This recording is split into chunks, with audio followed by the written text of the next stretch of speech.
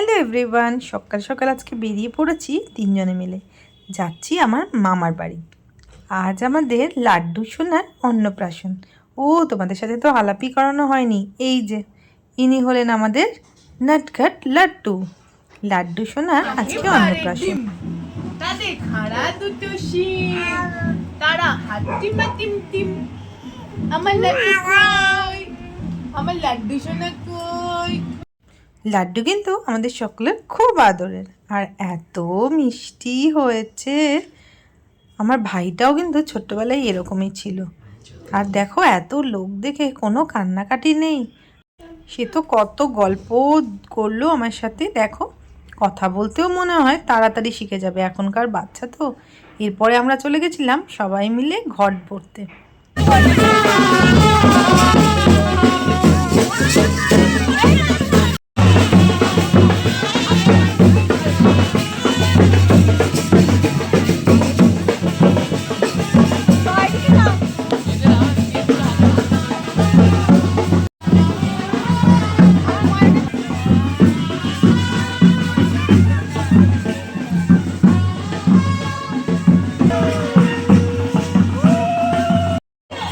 হচ্ছে হুগলি জেলার রাধানগর গ্রাম।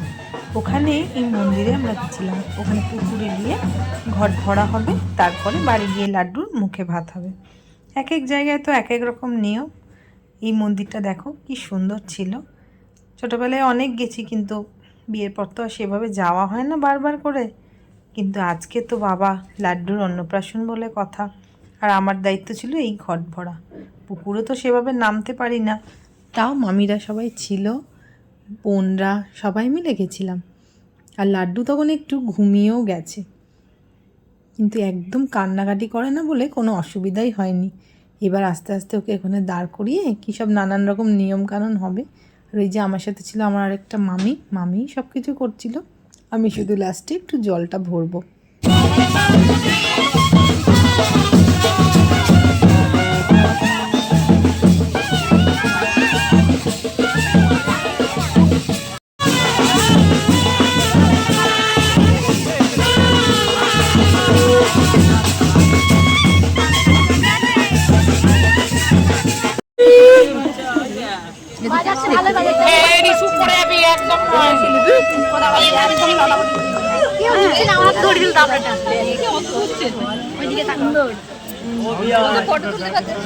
আমি বলছি আমাদের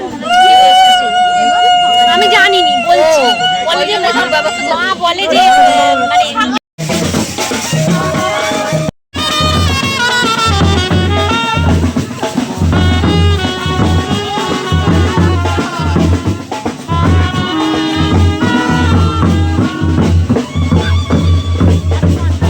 সবাই মিলে প্রচুর ডান্সও হয়েছিল, আর সাথে অনেক ফটো তোলাও হয়েছিল। তাই তোমাদের সাথে কয়েকটা ফটো শেয়ার করলাম। আর মেনু কার্ডটাও তোমাদের সাথে শেয়ার করে দিচ্ছি। দারুণ দারুণ কিন্তু মেনুও ছিল। আর সবাই মিলে আমার লাড্ডু সোনাকে অনেক আশীর্বাদ করো, ও যেন তাড়াতাড়ি বড় হয়ে যায় আর খুব ভালো মনের মানুষ হতে পারে।